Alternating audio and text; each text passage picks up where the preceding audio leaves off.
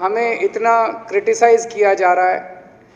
BJP वाले कह रहे हैं कि बाबा साहब अम्बेडकर और भगत सिंह की क्यों लगाई, सावरकर की क्यों नहीं लगाई, हेडगेवार की क्यों नहीं लगाई।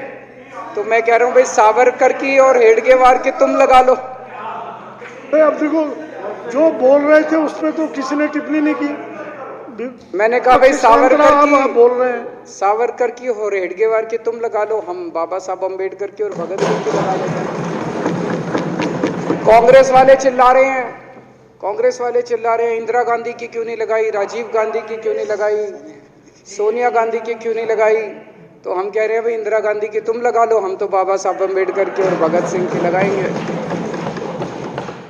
ये बाबा साहब अम्बेडकर और भगत सिंह से ऐसी नफरत क्यों करते हैं सारे प्रतिपक्ष के लोग? मैं आपको बताता हूं क्यों करते हैं, और खासकर बीजेपी वाले बाबा साहब अम्बेडकर से इतनी नफरत क्यों करते हैं, मैं बताता हूं आपको। बाबा साहब अम्बेडकर ने संविधान बनाया, मैं बता देता हूं आपको, आप भी सेटिस्फाई हो जाओगे।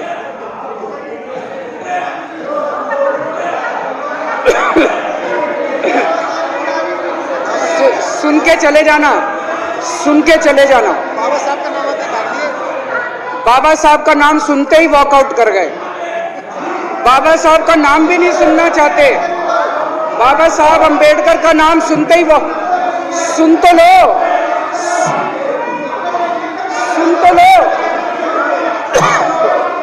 वो तमाशा है।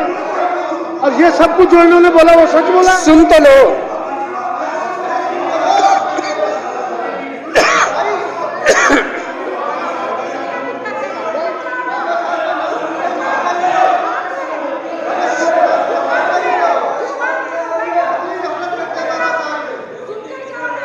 बाबा साहब अम्बेडकर ने, सदस्यों से प्रार्थना कर रहा हूं, अध्यक्ष महोदय, बाबा साहब अम्बेडकर ने, मुख्यमंत्री जी बोल रहे हैं, डिस्टर्ब ना करें प्लीज।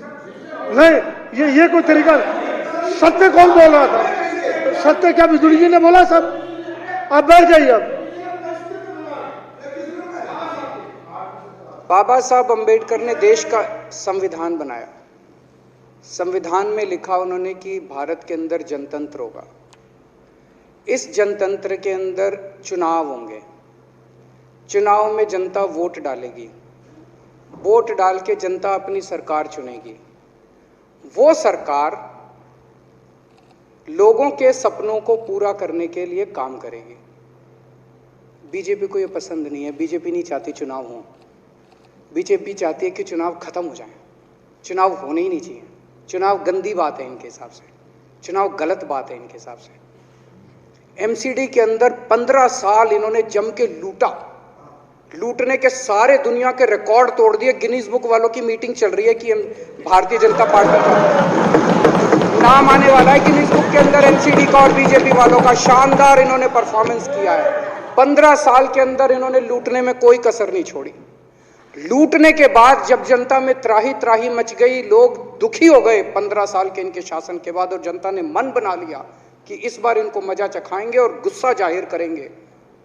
चुनाव आयोग ने ऐलान कर दिया कि हम आज शाम को 5 बजे 9 मार्च को शाम को 5 बजे आज चुनाव की डेट्स की घोषणा की जाएगी। 4 तारीख को प्रधानमंत्री के दफ्तर से फोन जाता है, चिट्ठी जाती है चुनाव कमिश्नर को, चुनाव रद्द कर दो। पूरी दुनिया के अंदर आज तक ऐसा नहीं होगा कि प्रधानमंत्री सीधे सीधे चुनाव कमिश्नर को फोन करके और चिट्ठी लिख के कहते हैं कि चुनाव रद्द कर दो। इसलिए ये नफरत करते हैं बाबा साहब अम्बेडकर से। ये कहते हैं बाबा साहब अम्बेडकर नहीं होता तो जनतंत्र नहीं होता इस देश के अंदर। जब एलजी साहब ने भाषण शुरू किया, ये सारे खड़े हो गए नारे लगाने। क्या कश्मीर फाइल्स टैक्स फ्री करो, और पीछे से 2 जने कह रहे थे दारू की दुकानें बंद करो। अब इनको भी नहीं पता आज नारे किस चीज के लगाने। ऊपर से आया तो था तो 2 जने कह रहे थे दारू की दुकान बंद करो, आगे वाले कह रहे थे कश्मीर फाइल्स टैक्स फ्री करो, फिर दूसरे वाले ने कहा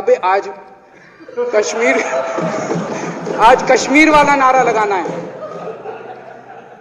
तो जैसे रैलियां होती हैं उसमें कुछ टीवी वाले माइक लगा देते हैं कि हाँ जी किस लिए आए हो, तो वो यूं देखता है किस लिए।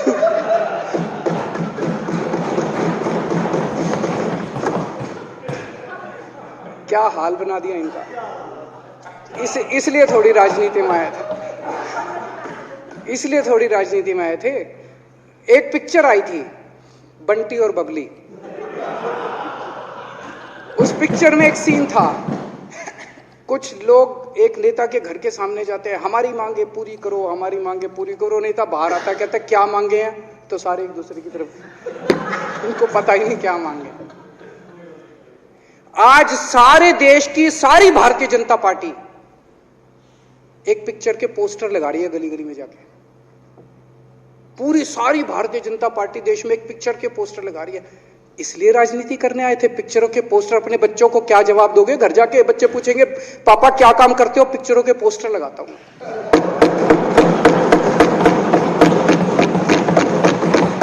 8 साल केंद्र सरकार चलाने के बाद अगर किसी देश के प्रधानमंत्री को विवेक अग्निहोत्री के चरणों में शरण लेनी पड़े तो इसका मतलब उस प्रधानमंत्री ने 8 साल में कोई काम नहीं किया।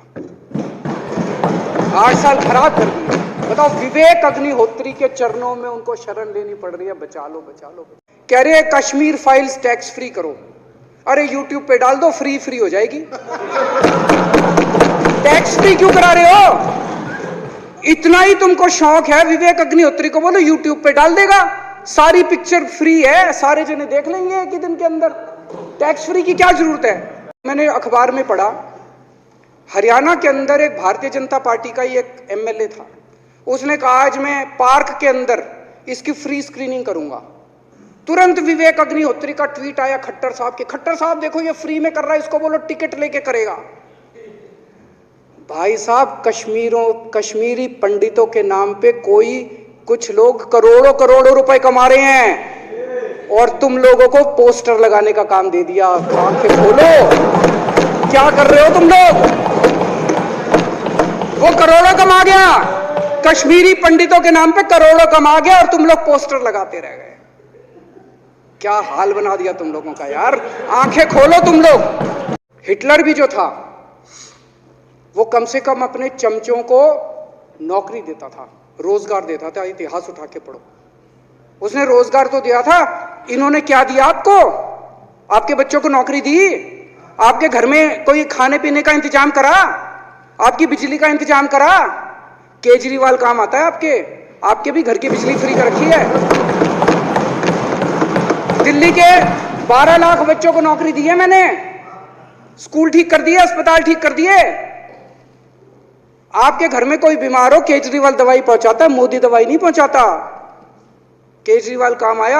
मैं बीजेपी के सारे कार्यकर्ताओं से कहना चाहता हूं, थोड़ा सा दिमाग खोलो। बीजेपी के सारे सपोर्टर्स को कहना चाहता हूं, थोड़ा सा दिमाग खोलो। ये भेड़ चाल बंद करो, भेड़ बकरियों की तरह हाँक रहे हैं ये आपको, ये सब बंद करो। दिमाग खोल के सारे जने बीजेपी छोड़ के आम आदमी पार्टी में आ जाओ। आपको इज्जत मिलेगी, सम्मान मिलेगा, आपसे कतई झूठे नारे नहीं लगवाएंगे।